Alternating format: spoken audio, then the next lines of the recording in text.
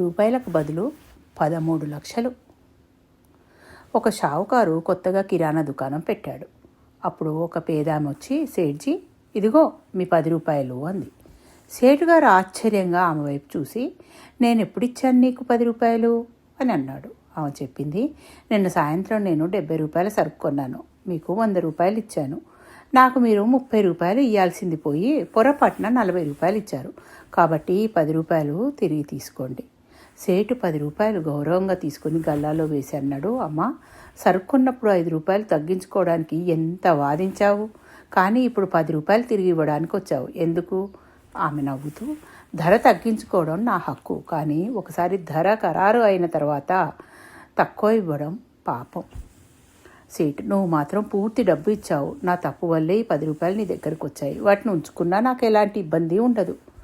ఆమంది, మీకు ఇబ్బంది లేకపోయినా నా మనసుకి భారంగా ఉంటుంది. నేను తెలిసి కూడా మీ డబ్బు దాచుకున్నాననే బాధ నన్ను వెంటాడుతుంది. అందుకే రాత్రి తిరిగి ఇవ్వడానికి వచ్చాను. కానీ అప్పటికే షాప్ మూసి ఉంది, అందుకే ఈరోజు వచ్చాను. సేటు ఆశ్చర్యపోయి అడిగాడు, ఎక్కడుంటావు? ఆమె చెప్పింది. సేటు కంగు తిన్నాడు. 7 కిలోమీటర్ల దూరం నుండి ఈ 10 రూపాయల కోసం రెండోసారి వచ్చావా? అవును, నేను రేపు మా ఊరికి వెళ్ళిపోతున్నాను. ఆ డబ్బులు నీకు ఇవ్వకుంటే నాకు ఎంతో భారంగా ఉంటుంది. మనసుకు సుఖం కావాలంటే ఇలాగే చేయాలి. నా భర్త లేడు, కానీ ఆయన నాకు ఒకటి నేర్పారు.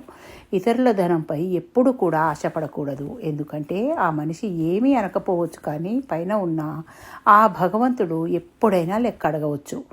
ఆ శిక్ష నా పిల్లలకు కూడా పడవచ్చు. ఇలా చెప్పి ఆమె అక్కడి నుండి వెళ్ళిపోయింది. సేటు వెంటనే 300 రూపాయలు తీసుకొని మరొక షాప్కు వెళ్ళాడు. ప్రకాష్జీ, ఇదిగో మీ 300 రూపాయలు. నిన్న సరుకు కొనుగోలు సమయంలో పొరపాటున ఎక్కువగా మీరు ఇచ్చారు. ప్రకాష్ నవ్వుతూ, మీకు తెలిసే ఉండవచ్చు, నేను తర్వాత వచ్చి తీసుకునేవాడిని కదా. ఇంత ఉదయాన్నే ఎందుకు వచ్చారు? సేటు, ఎప్పుడు ఎవరిని మరణం కబలిస్తుందో ఎవరికి తెలుసు. అప్పటికి నేను చచ్చిపోతే నాకు మీ 300 రూపాయలు ఇవ్వాల్సి ఉన్నది అన్న విషయం మీకు తెలియదు, కానీ పైన భగవంతుడికి మాత్రం లెక్క తెలుసు. ఆయన ఎప్పుడు లెక్క అడుగుతాడో ఎవరికి తెలుసు. ఇది విని ప్రకాష్ మనసు కదిలిపోయింది. ఎందుకంటే 10 ఏళ్ల క్రితం అతడు తన స్నేహితుడి దగ్గర 13 లక్షలు అప్పు తీసుకున్నాడు. కానీ మరుసటి రోజు ఆ స్నేహితుడు చనిపోయాడు. ఆ డబ్బుల విషయం ఎవరికీ తెలియదు. ప్రకాష్ ఆ డబ్బు దాచుకున్నాడు.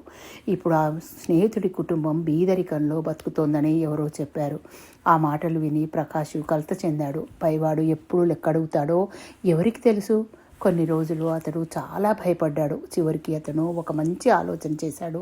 తక్షణమే అతడు బ్యాంకు నుండి 13 లక్షలు తీసి ఆ స్నేహితుడి ఇంటికి వెళ్ళి అతని భార్య చేతిలో ఆ డబ్బులు పెట్టాడు. ఆ బీద మహిళ, ఇది చాలా పెద్ద మొత్తం, ఈ డబ్బులు నాకు వద్దని చెప్పింది. కానీ అతడు గతంలో జరిగిన విషయాన్ని ఆమెకు వివరించాడు.